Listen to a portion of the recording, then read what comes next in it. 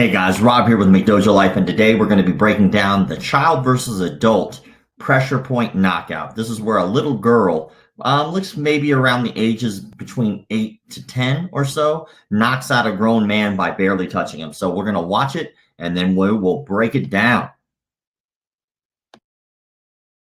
What we're going to do now is we're going to demonstrate a little polarity. Okay? And Haley here just joined up with my school. Okay? And she's going to show that even the smallest person against a big person, yin against yang, can do something. Right? So what she's going to do is Jason's going to grab on. She's going to knee him in an exposed area to get to his head. Just go ahead and knee him just a little bit better. Right up there. There you go. And then she's going to...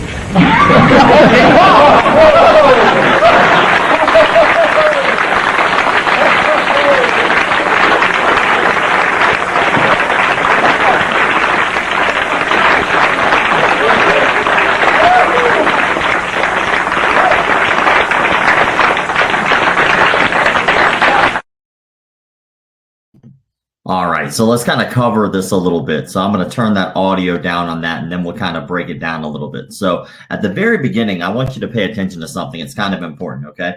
One, it's a child, obviously, right? And so when we talk about like a child knocking out a grown adult, I mean, is it humanly possible? I mean, sure, I'm sure it can happen.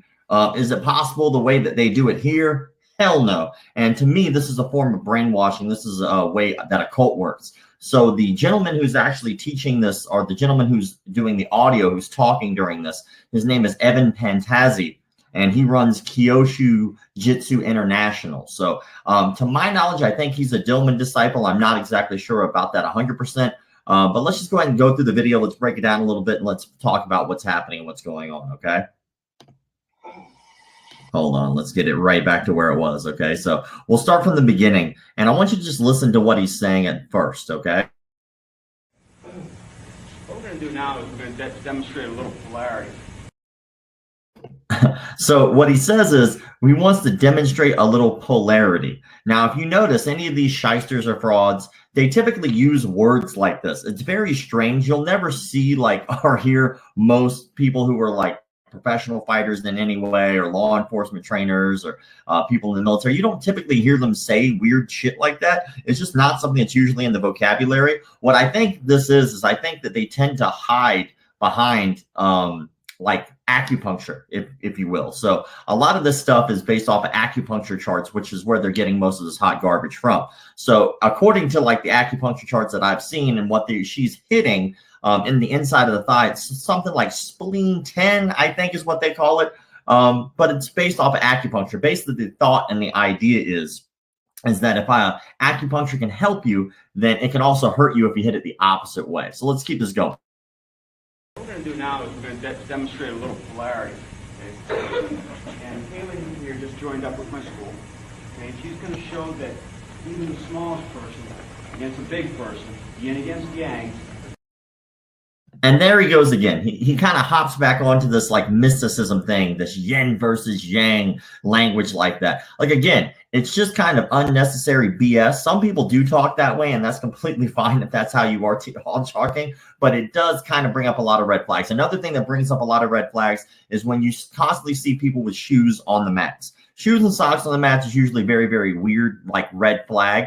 It's usually step number one to tell if somebody's full of crap. One, it's disrespectful. It'll make your mats dirty. If you drag in like poo or crap on your shoe, you're going to mess up the mats. If you have like a rock or glass, you're going to destroy the mats and possibly harm somebody. If you're going to do absolutely any rolling around on the mats whatsoever, now you're bringing in all this funk and dirt from the outside. It's just gross, and it's not necessary. It'll probably cause like an infection. Against a big person, yin against yang, can do something. All right? So what she's going to do is Jason's going to grab on. She's going to knee him in an exposed area to get to his head. Just go ahead and knee him just a little. My audio, I'm still playing with the audio here, but I want you to pay attention to what he's saying as well. He said knee him into an exposed area. Now she kneed him lower in the thigh. Now getting hit in the inside of the leg hurts. Inside leg kicks hurt. Knees to the inside of the leg hurts. But when you're dealing with a child versus adult, chances are good that's not going to do as much as you'd really like it to do. She'd probably be better off maybe kicking him in the groin, or even, I know that this might sound silly, but even falling to the floor to kind of like get herself out of the grip or bring him down to her so she can kick up. I've seen that kind of work as well, but what he's asking her to do basically is just knee her in a very, very specific spot in the thigh. Remember, she's a child. A very specific spot in the thigh to hopefully bring his head down lower. And then I want you to pay attention to where she exactly chopped him. She doesn't even chop him like in the neck. She kind of chops him right on the side of the chin, like right on the jaw. Area to get through his head. Go ahead and Now I'm going to rewind that just a bit. All right. I want to see it again. I want you to see exactly how hard she chops him, right? Not anywhere close to being able to knock a grown man unconscious unless he has the jaw of glass fucking Joe. He's not going to fall down like that. So let's watch it again. go ahead and knead these a little bit better. Right up there. There you go. And then she's going to... Now, that's pretty much the end of the video, okay? That's pretty much the end of the video. One little thing about the rest of the video that you can find probably somewhere on YouTube is somewhere in there, George Dillman actually talks in the background. Now, if you know anything about the frauds and phonies, George Dillman's like #1 fraud and phony of the game. So this is Evan Pantazzi. I think that he is ridiculous cult leader. And I want you to kind of pay attention to these kind of things as, okay, well, that's ridiculous. But think about the damage that this kind of behavior can do. This little child now is convinced that she's knocked out a grown adult. He's hammed it up. They're doing all the recovery, revival techniques that they do by slapping the neck and then, pushing their hands on their back or slapping them on the back. They do all these different techniques to revive somebody from being knocked unconscious. When the truth is he just kind of hammed it up. And I feel really, really, really bad for these people because it's a form of brainwashing. I think it's dangerous. I think it's a cult-like behavior. And I think that it's eventually going to get somebody seriously injured who truly gets brainwashed enough to believe that this is going to help them in any way.